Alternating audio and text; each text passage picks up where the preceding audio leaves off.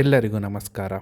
ಇವತ್ತು ನಾವು ಪಕ್ಕಾ ಹೋಟೆಲ್ ಶೈಲಿಯಲ್ಲಿ ಮಲ್ಲಿಗೆಯಂತೆ ಸಾಫ್ಟಾಗಿ ಬರುವ ತಟ್ಟೆ ಇಡ್ಲಿಯನ್ನು ಮನೆಯಲ್ಲೇ ಪರ್ಫೆಕ್ಟಾಗಿ ಹೇಗೆ ಮಾಡೋದು ಅಂತ ನೋಡೋಣ. ಮೊದಲಿಗೆ ಒಂದು ಬೌಲ್ ತೆಗೆದುಕೊಂಡು ಅದಕ್ಕೆ ಇಡ್ಲಿ ಅಕ್ಕಿಯನ್ನು ಹಾಕಿ ಅಕ್ಕಿ ಮುಳುಗುವಷ್ಟು ನೀರು ಸೇರಿಸಿ. ಈಗ ಮತ್ತೊಂದು ಬೌಲ್ ತೆಗೆದುಕೊಂಡು ಅದಕ್ಕೆ ಉದ್ದಿನಬೇಳೆ ಮತ್ತು ಸಬ್ಬಕ್ಕಿಯನ್ನು ಹಾಕಿ ಇದಕ್ಕೂ ನೀರನ್ನು ಸೇರಿಸಿ ಕನಿಷ್ಠ 6 ಗಂಟೆಗಳ ಕಾಲ ಚೆನ್ನಾಗಿ ನೆನೆಯಲು ಬಿಡಿ.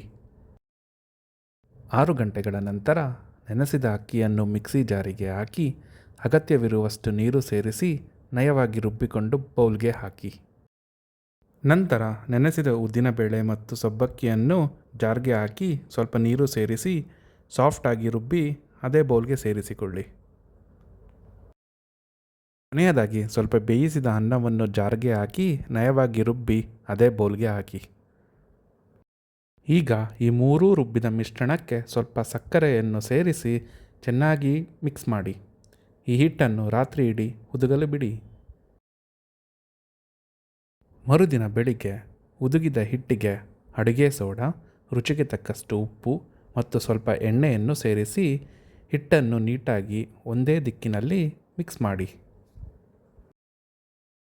ಈಗ ತಟ್ಟೆ ಇಡ್ಲಿ ಪ್ಲೇಟ್ಗಳನ್ನು ತೆಗೆದುಕೊಂಡು ಎಲ್ಲ ತಟ್ಟೆಗಳಿಗೂ ಎಣ್ಣೆ ಹಚ್ಚಿ ನೀಟಾಗಿ ಕೋಟ್ ಮಾಡಿ. ಸಿದ್ಧಪಡಿಸಿದ ಇಡ್ಲಿ ಹಿಟ್ಟನ್ನು ಎಲ್ಲ ತಟ್ಟೆಗಳಿಗೂ ಸಮಾನವಾಗಿ ಹಾಕಿ. ಫ್ರೆಂಡ್ಸ್ ನೋಡಿ, ಹಿಟ್ಟು ಎಷ್ಟು ಪರ್ಫೆಕ್ಟಾಗಿ ಉಬ್ಬಿ ಬಂದಿದೆ ಅಲ್ವಾ? ಈ ಸಾಫ್ಟ್ ಇಡ್ಲಿ ರೆಸಿಪಿ ನಿಮಗೆ ಇಷ್ಟ ಆಗ್ತಿದ್ದರೆ ಇನ್ಯಾಕೆ ತಡ, ಈಗಲೇ ವಿಡಿಯೋ ಕೆಳಗಡೆ ಇರೋ ಸಬ್ಸ್ಕ್ರೈಬ್ ಬಟನ್ ಕ್ಲಿಕ್ ಮಾಡಿ ನಮ್ಮ ಚಾನಲ್ಗೆ ಸಪೋರ್ಟ್ ಮಾಡಿ.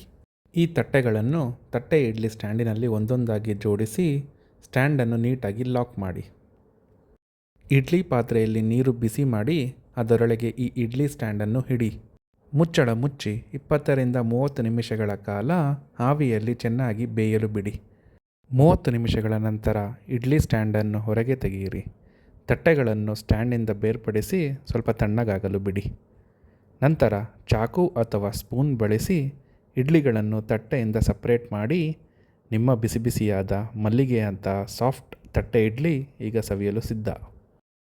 ನೀವು ಕೂಡ ಈ ಪರ್ಫೆಕ್ಟ್ ಅಳತೆಯೊಂದಿಗೆ ಮನೆಯಲ್ಲಿ ಟ್ರೈ ಮಾಡಿ ಹೇಗೆ ಬಂದಿತ್ತು ಅಂತ ಕಮೆಂಟ್ ಮಾಡಿ ತಿಳಿಸಿ. ವಿಡಿಯೋಗೊಂದು ಲೈಕ್ ಕೊಟ್ಟು ನಿಮ್ಮ ಫ್ರೆಂಡ್ಸ್ ಜೊತೆ ಶೇರ್ ಮಾಡಿ. ಹಾಗೆಯೇ ನಮ್ಮ ಚಾನಲ್ನಲ್ಲಿ ಇನ್ನೂ ಅನೇಕ ವೆರೈಟಿ ಮತ್ತು ರುಚಿಕರವಾದ ಬ್ರೇಕ್ಫಾಸ್ಟ್ ರೆಸಿಪಿ ವಿಡಿಯೋಗಳಿವೆ. ಸಮಯ ಸಿಕ್ಕಾಗ ತಪ್ಪದೆ ಅವುಗಳನ್ನು ಒಮ್ಮೆ ನೋಡಿ. ಮುಂದಿನ ಮತ್ತೊಂದು ಮಸ್ತ್ ರೆಸಿಪಿಯೊಂದಿಗೆ ಸಿಗೋಣ.